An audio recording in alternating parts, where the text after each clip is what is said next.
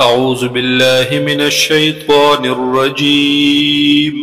بسم الله الرحمن الرحيم. ولو أن لكل نفس او بالفرض کچرتوی د هر یو نفس د پارا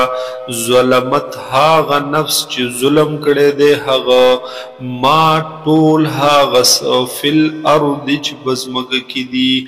لفتدت به نو خامخا به په فدیه کې ورکی دغه ټول هر سلرا واسر الندامت او پټوی بدوی هغه پیمانتیا لرا لما رأو العذاب هر کله چې دوی وویني عذاب لرا وقضی بینهم بالقسط او فیصله به وکړل شي په منځ د دوی کې په انصاف سره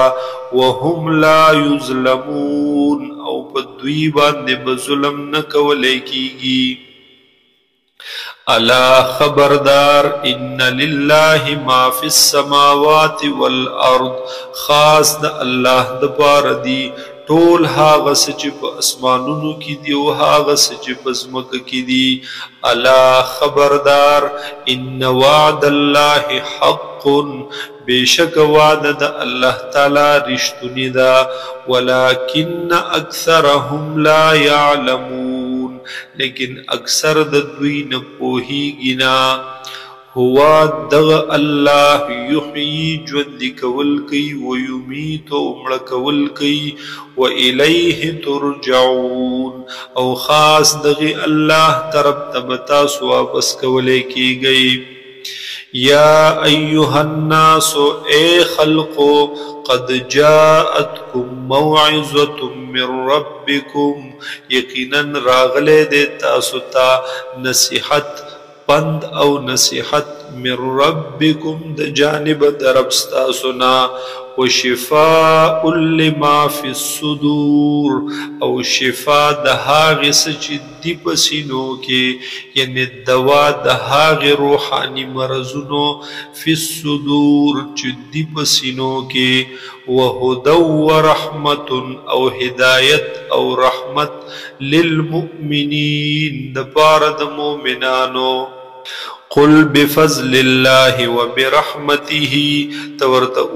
اے نبی علیہ السلام بفضل الله ففضل بمهربانی د الله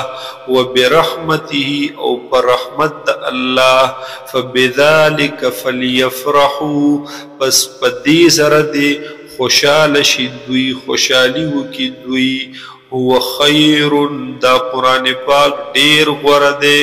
مما یجمعون دا هاغه سنه چې دوی جمع کوي. قلت ورته اوه اے نبی علیہ السلام ارأیتم آیا لیدلی دی تاسو ما هاغس انزل الله لکم چې نازل کړي دی الله تعالی استاسو د پاره من رزق د رزقنا د اسباب د رزقنا فجعلتم منه حراما وحلالا پس وګرځول تاسو د هغینا حرام او حلال خپل طرف نه بعضو ته حرام وي بعضو ته حلال. قلت ورته اوه اے نبی علیہ السلام الله اذن لکم آیا الله تعالی اجازت در کړی دی تاسو ته دغه اختیار در کړی دی تاسو ته